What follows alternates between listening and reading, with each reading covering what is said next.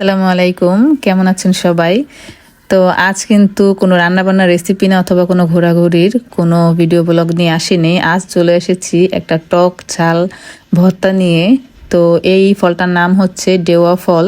তো এটা কিন্তু আমার যা তার বাবা বাড়ি থেকে নিয়ে এসেছিল আসার সময়। তাদের বাড়িতে কিন্তু এই ডেওয়া ফলের গাছ আছে নিজেদের, তো সেই গাছেরই ডেওয়া ফল নিয়ে এসেছিল টক রান্না করে খাওয়ার জন্য। আর ব্রাহ্মণবাড়ি অঞ্চলে কিন্তু এই ধরনের টক জাতীয় জিনিস দিয়ে মাছ দিয়ে টক রান্না করে খাওয়া যায়। তো এনেছিল মাছ দিয়ে রান্না করার জন্য, কিন্তু পরে দেখায় যে এই ফলটা পেকে গিয়েছে। তো পেকে যাওয়ার পর এখন বলছে যে চলেন আমরা সবাই মিলে ভর্তা করেই খেয়ে ফেলি।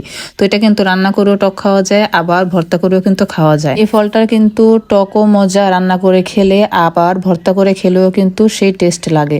তো শীতের দিনের এরকম ভর্তা ভালোই লেগেছে, হঠাৎ করে খেয়েছি সবাই মিলে, সব বাচ্চা কাচ্চা এবং আমরা সবাই মিলে। আর আপনাদের যারা আমার ভিডিও